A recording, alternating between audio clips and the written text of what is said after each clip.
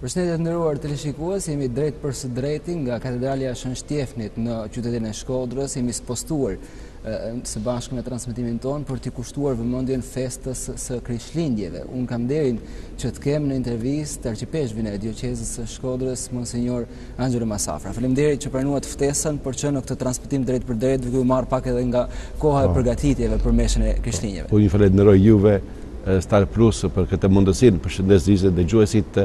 Jemi në këtë brëmje shenjtë, në këtë natë e shenjtë, kur do të festojmë lindjen e Jezusit në gjithë të kishat katolike dhe kishat ortodokse në Shqipëri për të kremtuar meshën, për të kremtuar një meshë solemne ku do të shpallet se Krishti lind për ne, u bë njeri për ne. Për këtë mirë se u gjetë dëgjimin të këndësh. Simbolika e kësaj feste të Krishtlindjeve është festa më e rëndësishme gjithë besimtarëve katolik, cila është simbolika që përcjell në vetvete kjo festë për besimtarët e krishterë. Po, unë dëshiroj që të filloj këtë intervistë me fjalët e Ungjillit sipas Lukës, kur thotë të gështuar se në atë kohë do dëgjoj në këtë natë këtë pjesë, në atë kohë Cesari Augusti dha urdhër të bëhej regjistrim popullsisë të mbarë botës. E Josefi, që është babai adoptiv i Jezusit, fati i Marisë, duke qenë nga fisi Davidit, Davidi ishte nga Betlehemi, atëherë shkoi në Jerusalem për të regjistruar në Betlehem për të regjistruar sipas urdhrit të imperatorit. Por kur ishte në Betlehem, erdhi koha për të lindur. Atëherë nuk kishte vend, shumë interesant, nuk kishte vend se shumë njerëz kanë shkuar në Betlehem për të regjistruar. Betlehem ishte një fshat i vogël. Atëherë nuk kishte vend, atë gjetën vend në një shpellë e lindi Jezusi mbreti i mbretërve që lindi në një shpellë të varfër. Është shumë interesant. Ai kishte pas mundësi për të lindur në një pallat, si është Berihiut në Jerusalem, që është vendi ku ishte kulti, ishte selia i mbretërve, tempulli i Jerusalemit. Jo, zgjodhi një vend të varfër, për të na treguar se Zoti do çdo njeri, po edhe do të varfrit, më tepër se janë ato që kanë më shumë nevojë për dashuri, për ndihmë. Për këtë është simbolikisht shumë interesant fakti që Jezusi lindi në Betlehem. Festa lindjes së Jezusit një festë shumë e rëndësishme për ne, se u realizua atë profeci që hyu atë bëri kur Adam dhe Eva gabuan, u shkëputën nga hyu, e hyu tha, mirë, ju keni gabuar, por nuk ju dënoj, por do të tërgoj Mesin, do të lindë nga një vergjë, e Mesia e virë do të shtypën kokën shejtanit. Se është zoja papërlyer që është nënë Jezus që ka vërtet të së bashku me Krishtin, e për Krishtin kanë shtypur kokën shejtanit, që është simbolizuar nga gjarpe. Duke lindur Jezusi, që është Adami i ri, thotë Shempali. Do të thënë, Adami i parë në ka prurë jetën, por dhe në ka shkatëruar marrëdhënie me hyun. Adami i ri, Jezusi, ka rindërtuar atë urë që Adam dhe Eva kishte prishur për të pasur marrëdhënie më të mire. Hyu kur nuk ka prerë marrëdhënie me ne, jemi ne që jemi ndarur jemi shkëputur nga hyu. Për këtë Zoti, duke lindur Jezusi, na ka falur një shpëtimtar, na ka qeshur përsëri. Edhe për këtë njeriu do të jemi shumë, thotë për shembull Shën Leoni Magni, thotë në këtë natë nuk ka vend për njeriu të trishtuar, sepse Jezusi lindi për të gjithë. Por si nga ata që do të pranojnë, ose do të pranojnë nga fe tjerë, Krishti është shpëtimtar i të gjithëve. Atëherë ne falenderojmë Zotin. E kjo feste që është fillimi i shpëtimit, dhe pastaj do të vazhdoj do të shkoj edhe në tempull, do të bëj gjithë rritet që parashikojnë ligjet ebraike, por atë ditë kur engjëjt kënduan, shpallën botës, lavdi hyut në atë gjellore, e pashë në tokë që ai do. Do të thënë që ardhja Jezusit në tokë është shenjë më e madhe që hyu atë na ka dërguar birën e vet për ne, sepse na do. Na do e një babë, bëm një shembull, sa prindërit tona kanë shumë fëmijë. Një që është pak më i dobët, o pak më i strec, o që më gjysmë hajdut. Ti mendon se babën nuk e duan më tepër. derisa ky djalë nuk kthehet në gjyrën e familjes, nuk kthehet në të mirë. E kështu është hyvat nuk ka qenë kur i qetë të themi kështu, derisa njeriu mëkatënor nuk kthehet në vatin e vetë që e Jezusi na ka fituar. Questa lindje në përfundim është për të përgjigjur pyetjes që ka bërë të falenderoj, është shenjë më i madh që Hiu na do.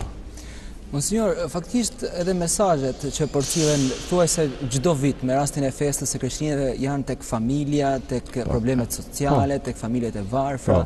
Cili është mesazhi ndoshta që përcillet në këtë Krishtlindje, pasi vim në këtë festë kaq të rëndësishme edhe pas vizitës së Papës në Shqipëri. Pikërisht, unë mendoj që për ne shqiptarë, pavarësisht nga feja, ka qenë është një vit herë e parë që kreditojmë Krishtlindje pas një vizite të jashtëzakonshme historike që ka qenë vizita e ardhjes së Papës në Shqipëri. Edhe mendoj se edhe theksimi familjen, se Jezusi lindë një familje, lindi në një jashtëzakonshme, se babai vërtet është ati, por lindi një familje. Në fakt, njerëzit e njohin si a jeti djali i Josefit e djali i Marisë. Ku ke mësuar gjithçka? Pse ti bën mrekulli? Kush i jeti? Do të thënë para njerëzve, para opinionit, është djali i Marisë e Josefit. Për të është familja e shenjtë, ne të 78 ne kreditoj pikërisht liturgjikisht familja e shenjtë, që marrim ne si krishterë katolik Maria, Josefi, Jezusi si model i familjeve tona. Edhe është Zoti që vërtet familja shenjtë të bekoj gjithë familjet tona, shqiptare, jo shqiptare, gjithë e botë, sepse sot familja rresikon shumë, për shumë arsyet, nuk është ky moment është për të prekur shumë argumentet që rresikojnë statusin e familjeve, e ne falenderoj Zotin, sepse familjet tona në Shqipëri shumica janë të fortë dhe ka një lidhje martësore, familjare, në fisi, shumë të fortë, por rresikojmë që edhe këto prirje që janë këto gjëra të reja që nuk janë sipas Biblës, nuk janë sipas Biblës që janë në botë, po deformojnë familjen. Pikërisht, e ne do të gjithmonë themi, pa gjudikuar diçka që bën tjetër, ne do të themi se Zoti krijoi mashkull e femër, i krijoi në përgjithësi me ti, e ka dhënë hirin e përgjithësi për të shtuar njerëzimin. Pa burrë e gruan ka fëmijë. E për këtë ne falenderoj Zotin. Edhe familja e shenjtë, festa e sotme na bën që ne të nxisim edhe Papa Francesco në takimin që ka bërë, qoftë në meshë që ka bërë, o në takimin që ka bërë me politikantët, ka kthesuar dhe që familja ka një rëndësi të madhe, edhe duhet që të ketë një vëmendje të madhe edhe shteti. Ne mundohemi si Kishë Katolike që të jemi afër atyre që vuajnë, atyre që janë me ato që janë mësëmurë.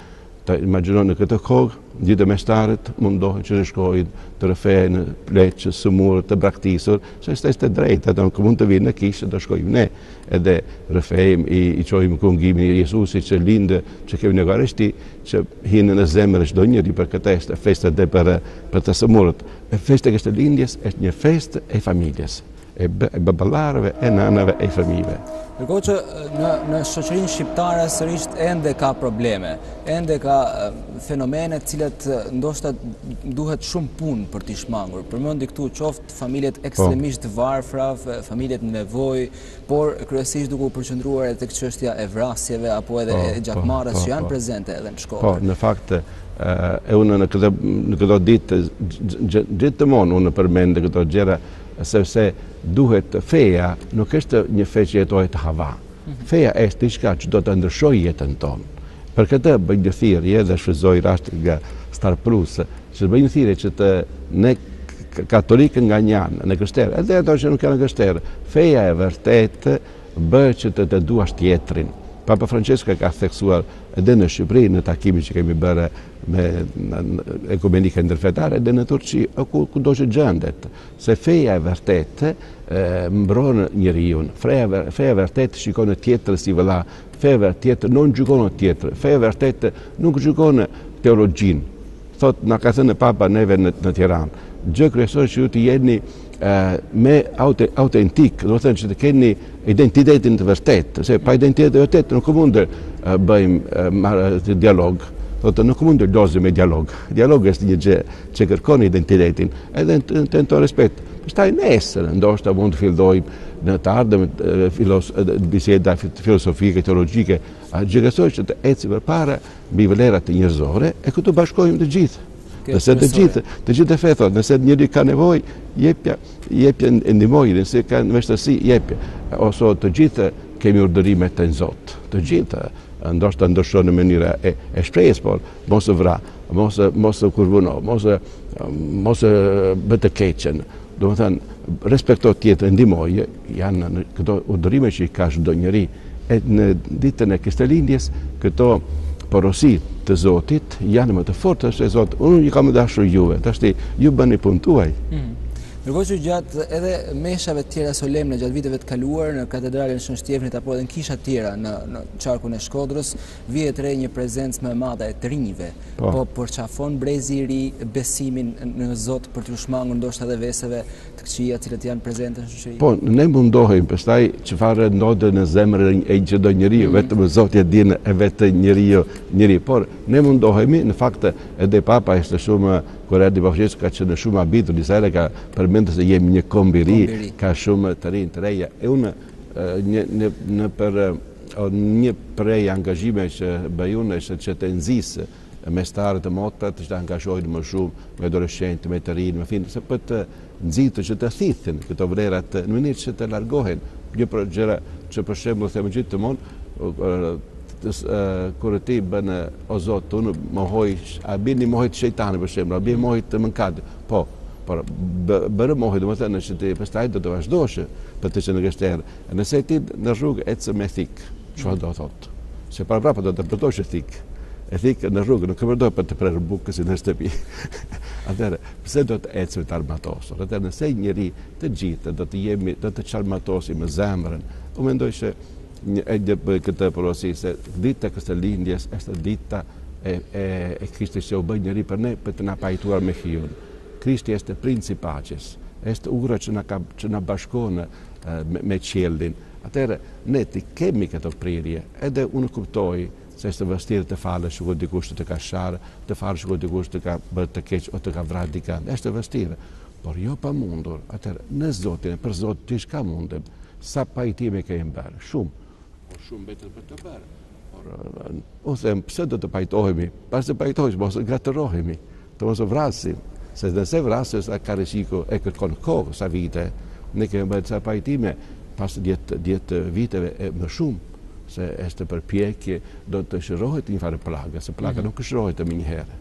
Atëherë, them se këto të rinj, të reja, vinë shumë, por ne angazhohemi. Pastaj shpresoj se edhe të rinj të kuptojnë se më mirë të mos e vrasësh, të respektosh, të kesh kontroll me nervat, edhe për një fjalë e keqe e piste, nuk mund të vritë dhe njëri. Mund të japësh një shfut. Por jo të shkojmë në ekstrem. Jo. Pikërisht ishte ndoshta edhe iniciativa e Kishës Katolike për fenomenin e gjakmarrjes, për ta zbutur këtë plagë, sepse kryesisht në veriun e Shqipërisë plaga e gjakmarrjes është ndoshta më e theksuar, pavarësisht se ka edhe në pjesë tjera të Shqipërisë. Konkretisht momentet që ne flasim, ka një farë përmirësimi, ndoshta ka një mesazhe të cilat duhet i përcjellim ndoshta edhe nëpërmjet sonte, nëpërmjet festës së Krishtlindjeve. Unë mendoj se ne kemi disa pjesë e kishës sonë në veri, në Shkodrë, kemi drejtësi e paqe që punoj, mestarë që punoj, se për shembull edhe sa rrëfimi me bajnë është pajtimi, se unë mendoj që sa herë mestarët të nxjesin njerëzit të mos e marrin në hak o xhak, edhe do të se çfarë ndodhet se shumë ndoshta binde, mjafton një që nuk bindet atëherë problemi i zjatet. Kemi Sociata Kolomba e Gjoni 23, kemi shumë aktivitete, kemi një aleancë për jetën, do të thënë kemi disa grupet në Shkodër që bëjmë këtë punë, po duhet një punë edhe nga ana sociale, edhe nga ana estetik, së bashku do të jetë. Unë bëj një shembull, se esteti do të jetë më i fortë kur dënon një vrasje, se nëse esteti nuk dënon i lede me një herë të lirë, kuptoj se njeriu o familjet të vramit do të zëmërohen. Atëherë, nëse shteti bën punë vetë, e dënon sa është e drejtë, se nuk di se mund të jetë drejtësime, nuk jam. Se faktikisht askush nuk ka drejtë të marrë jetën e një personi përveç atij që e krije. Pikërisht. jeta është një dhënë Zot edhe pa dia thash në gjë se sa fëmijë ke ka Zoti 5. Kjo është shprehje që thonë shqiptarët, ta kuptojnë kur i takoj. Atëherë nëse fëmijët janë nga Zoti, edhe jeta vjen nga Zoti, edhe vdekja vjen nga Zoti. Pa dia takova një person, edhe di që ka një person të vjeç që ka një kancer. Është vjen nga Zoti, por nëse sëmundja vjen nga Zoti, nga jeta. Zoti nuk do të na vuaj, po nga jeta, se jemi të dobët, por jeta vjen nga Zoti, edhe Zoti do të na marrë kur është koha. Asë për para, ne mund të zgjasë, mund të ndihmoj, mund të letësoj, për shembull, kur njëri është sëmundje, kemi probleme të mëdha në sa vende për ata që lejojnë të vetëvrasje, them eutanasia, që është vetëvrasje në fund. Atje kur njeriu vuan shumë, ligji thotë të keqës të ndihmohet, të mos vuajë, të përcjellet në këtë prag të fundit, përse jeta nuk mbaron në tokë, jeta mbaron në Paris. Se jeta jonë nuk ka një, ne jemi kemi qenë krijuar në shëmbërtirën e hiut, edhe harrohet ke parim. Domethënë hiu është jeta, ne jemi jetë, jemi të pa lindim, pastaj jemi të pa mbarim si Zoti. Vetë kemi një mbarim, por jemi të pa mbarim. Domethënë se jetoj gjithmonë, jo me këtë trup, do kemi një trup shpirtëror, shpirti jeton me Zotin. Atëherë unë kujtoj se një herë shkova te një shtëpi, më tha, monsinjor, unë kam vrarë një njeri. Isha me nerva, ndoshta as disi janë në këtë gjëra. Por ja preokupuar, mërzitur se nuk e di kur e vrava si çfarë gjendje ishte me Zotin. Domethënë, duke vrarë, a ka më çuar në Paris o në Ferr? Është një përgjegjësi e madhe, se është një atëherë them para se të marrësh një thikë, një armë në dorë. Mendo për shpirtin tënd edhe shpirtin e tij, se është gjë nafe të tërgojmë njerëzit në Ferr. Zoti na ka krijuar që të jemi të lumtur, na ka krijuar që të jemi në parrisje me ta. E kështë lindjen është pikërisht Krishti me ne, që ne të jemi me të gjithmonë. Ndërkohë unë dua t'i referohem edhe një tjetër thënie të Papa Franceskut në Shqipëri, e cila lidhet me tolerancën fetare. Aq më tepër në Shkodër ne jemi koshient, jetojmë çdo ditë, toleranca fetare është shembull për gjithë Shqipërinë. Një mesazh ndoshta që vjen ndoshta edhe në festën e Krishtlindjeve. Jemi dëshmitar që besimet mes njëra tjetrës kapin simbolin e paqes dhe të harmonisë me njëri tjetrin. Është kjo edhe një shenjë edhe për shoqërinë, që të jetë ashtu siç janë besimet me njëri tjetrin, të kemi edhe shoqërinë që na rrethon. Në fakt është një gjë pozitive që kemi në Shqipëri, se ne kemi qenë në gjithë krishterë, pastaj historia në ka ndarë, por është ditësore kjo gjë. Sot atë që është interesante, të gjithë duke jetuar fenë e vetë, do të jemi aktor i një ngritje shpirtërore, njerëzore, ekonomike, intelektuale, kulturore i vendin tonë. Secili sipas fesë, sipas mundësive, duke respektuar ligjet që janë në shtet, ato që ligjet që përputhen me Zotin, ligjet të mira e shtetit. Atëherë, nëse ne angazhohemi në këtë mënyrë, nuk ka arsye për të mos qenë së bashku. Kemi gjithë arsye për të qenë së bashku, edhe fakti që nesër edhe sot dikush më ka uruar edhe nuk e qenë katolik, ose unë duke kaluar në për fabrikat, kam kaluar disa fabrika për të uruar festat, edhe kam uruar festat të gjithë. Kam thënë nevojojnë të katolikët të gjithë, kam uruar që të jetë mirë, që familjet të jetojnë në pace, që të kenë marrëdhënie, të kenë mos u mungoj punë, e të jenë në marrëdhënie sa më të mira midis njerëzve. Ne me të Zotit, sepse Zoti, mund të thuash Jezusi, Allah, Trinia, janë gjërat në këtë moment ditësor, për të Zoti është një, feti ato ndryshme, por Zoti është një, atëherë na thot, ju do të mundoj që të jeni vëllezër e motë, se Jezusi lindi për këtë fatti që nesër o sot gjatë natës disa vende dhe shumë musulmanë vinë në kishë, o shumë musulmanë vinë, o si kanë qarë në shumë musulmanë në kërë ardhur Papa, është një gjë bukur, sepse feja është një gjë që na shëron, na këshon. Imagjino sa dhe musulmanë do të ndjekën natën me televizor. Është një gjë bukur, se marrë pjesë në gëzimin tonë. E ne marrë pjesë kur është festa e Bajramit, festa e shkojmë, urojmë, është një gjë e mire, se tregon vërtet një respekt ndaj tjetrit. Pritet edhe vllazërinë mes njëri tjetrit. Kjo është ndoshta më e rëndësishme. Në fakt, që ka qenë edhe urimi im kur fola para Papës, edhe atë që tha Papa, që do të kalojmë nga një tolerancë, por nga një vëllezëri, e një bashkëpunim, që kjo është pozitive.